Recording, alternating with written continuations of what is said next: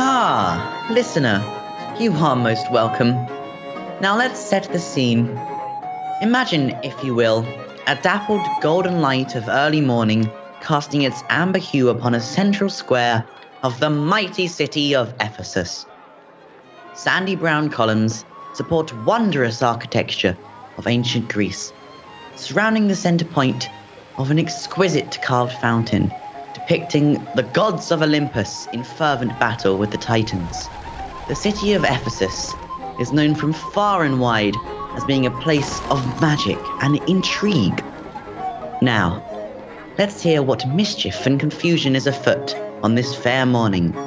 With this majestic image in your mind's eye, let us place our players and begin the story of The Comedy of Errors by William Shakespeare, Part 1.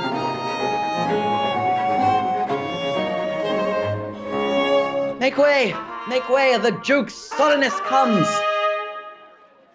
Behold, the Duke Solinus, with a pitiful prisoner, Aegeon of Syracuse. Merchant of Syracuse, lead no more. Again, if any Syracusan born come to the Bay of Ephesus, he dies, unless 1,000 marks be levied to quit the penalty and to ransom him. Cannot amount unto 100 marks, therefore, by law, thou art condemned to die. Why thou departest from thy native home, and for what cause thou camest to Ephesus? In Syracuse was I born, and wed unto a woman. With her I loved in joy, our wealth increased. She became a joyful mother of 2 goodly sons, and, which was strange, the one so like the other, as could not be distinguished but by names.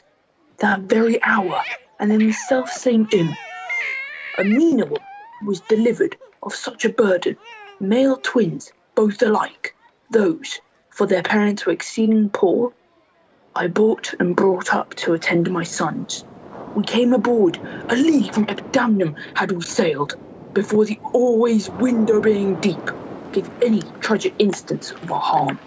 The sailors sought for safety by our boat, and left the ship, then sinking ripe to us.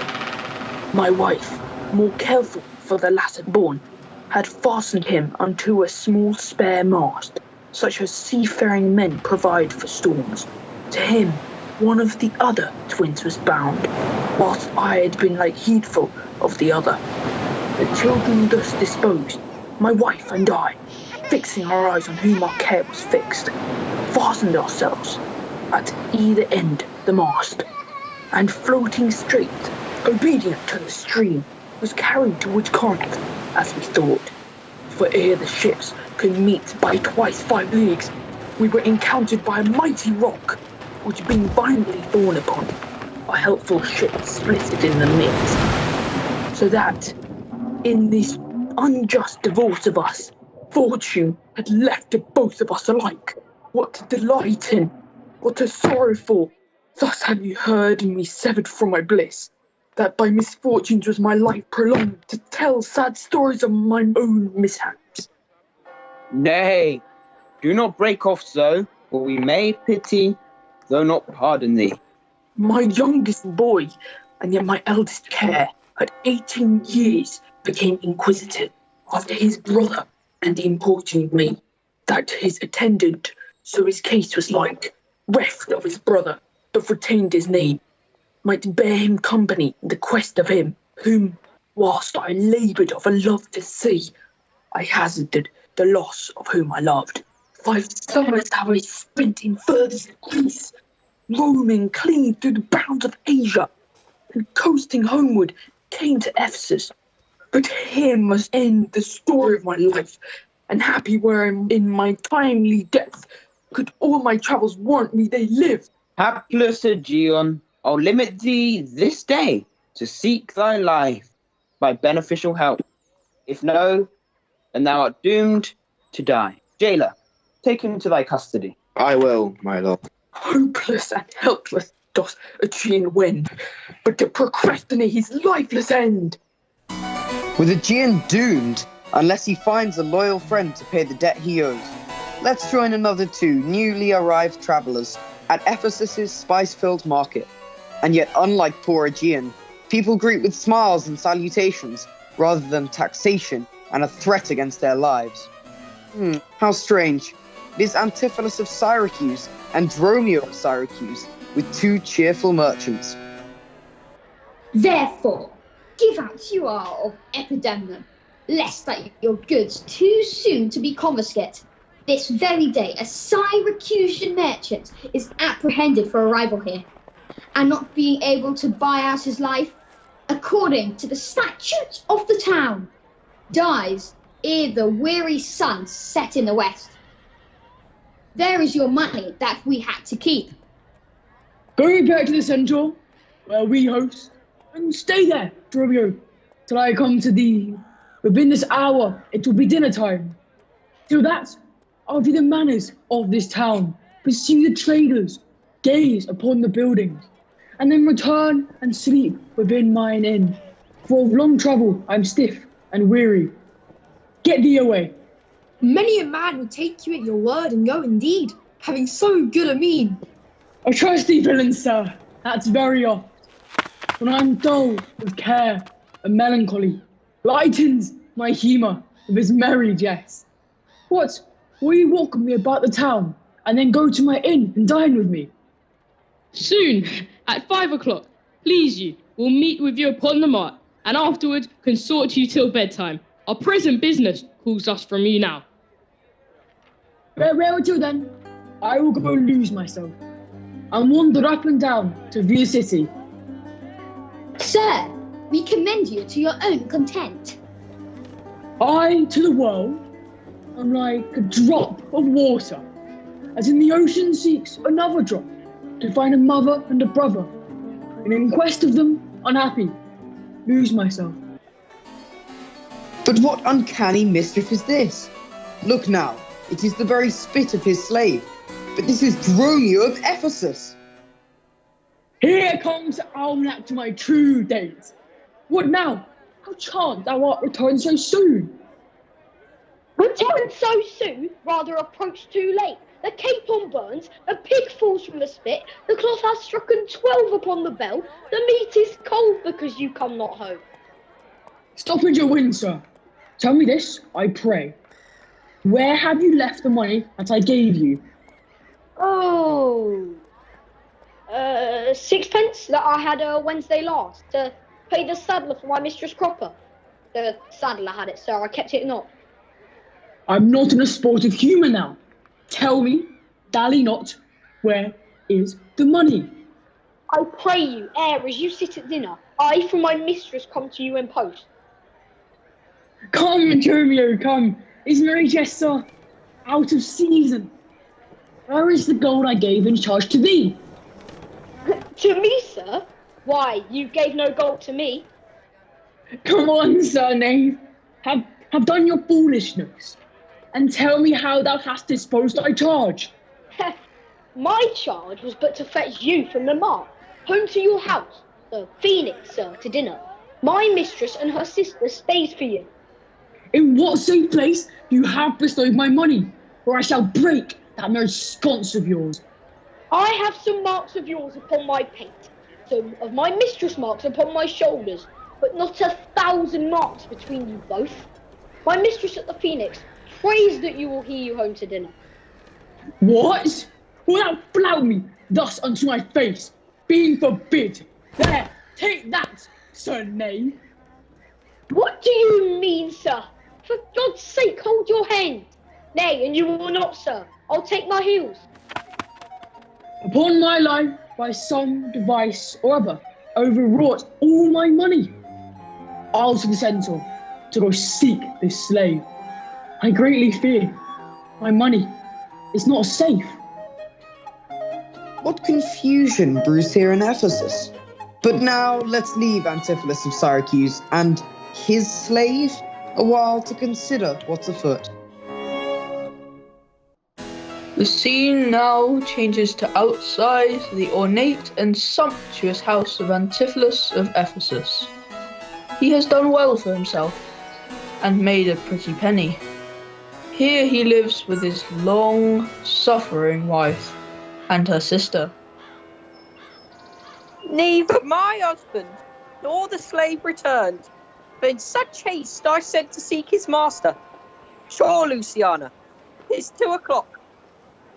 Perhaps some merchant hath invited him, and from the mart he's somewhere gone to dinner. Good sister, let us dine and never fret. A man is master of his liberty. Why should their liberty then ours be more?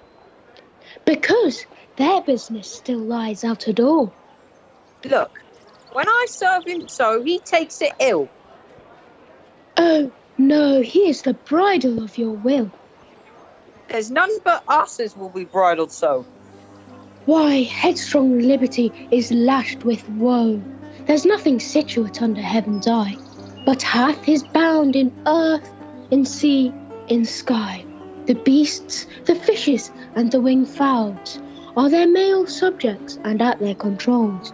Men more divine, the masters of all these, lords of the wide world and watery seas, are masters to their females and their lords.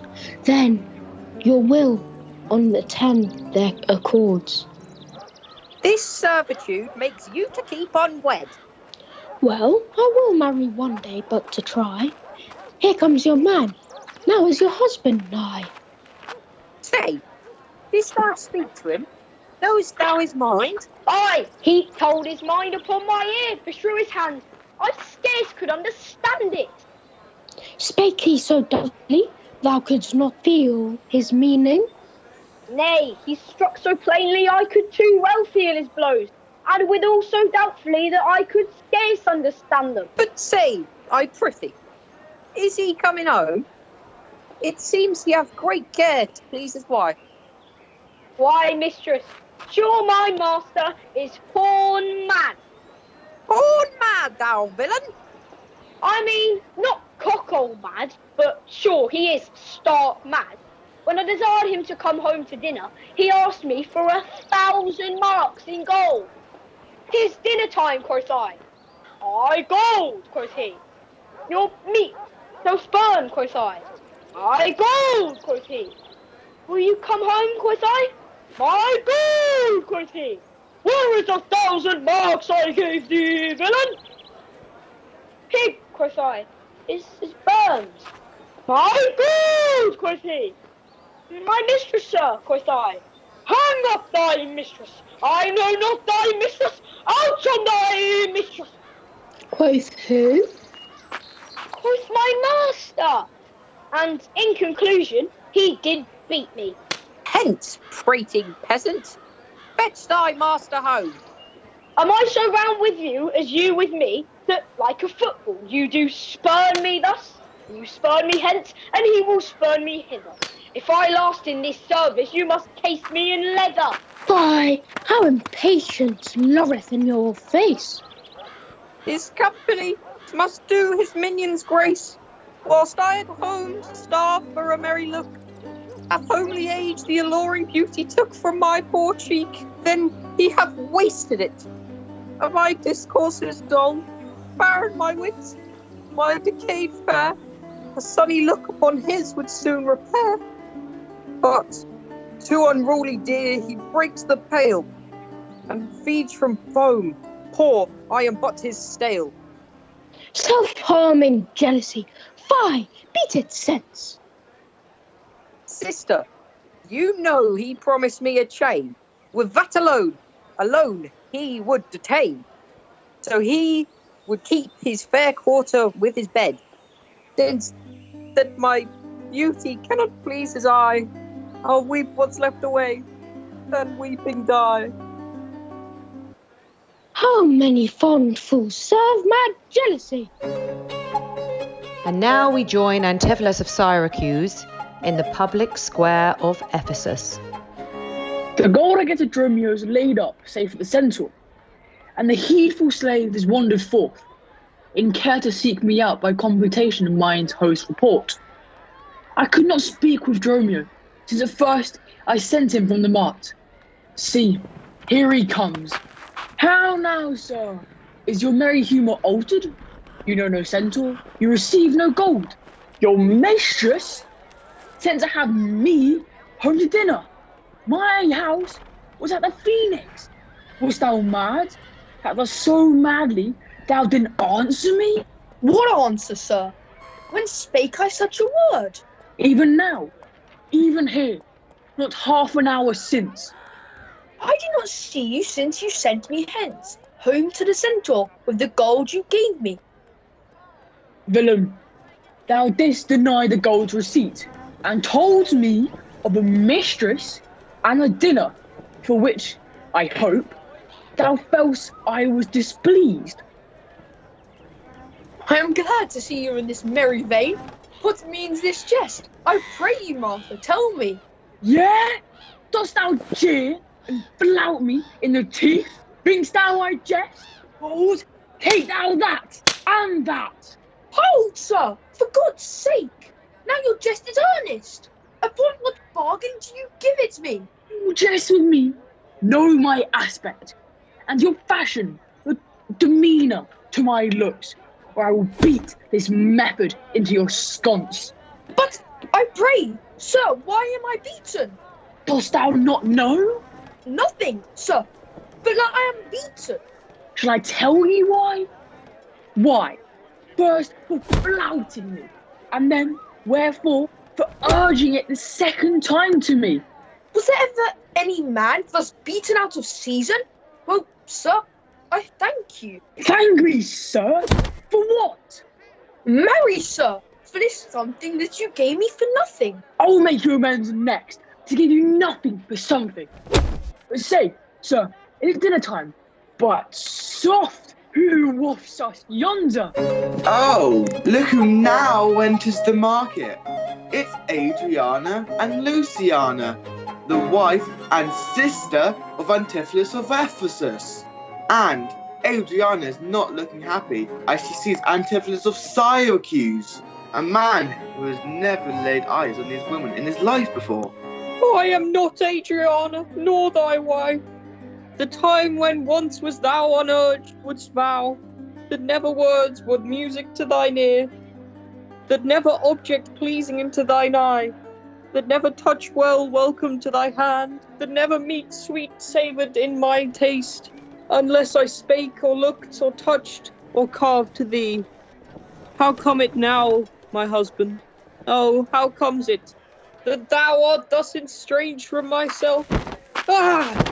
Do not tear thyself away from me. Plead you to me, fair dame. I know you not. In Ephesus I am but 2 hours old. As strange unto your town as to your talk. My brother, how the world is changed with you. He sent for you by Dromio home to dinner. By Dromio? By me? By thee. And this thou didst return from him, denied my house for his, me for his wife. Did you converse, sir, with this gentlewoman? I, sir? I never saw her till this time. Villain, thou liest, for even her very words did thou deliver to me on the mart. I never spake with her in all my life. How can she thus then call us by our own names, unless it be by inspiration? How ill agrees it with your gravity to counterfeit thus grossly with your slave? Come, I will fasten on this sleeve of thine. Thou art an elm, my husband, I a vine, whose weakness, married to thy stronger state, makes me with thy strength to communicate. To me she speaks, she moves me for her theme. What? Was I married to her in my dream? Dromio, go bid the servants spread for dinner.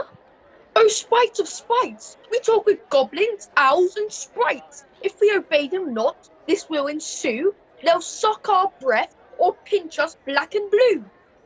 Why, pratest thou to thyself and answered not?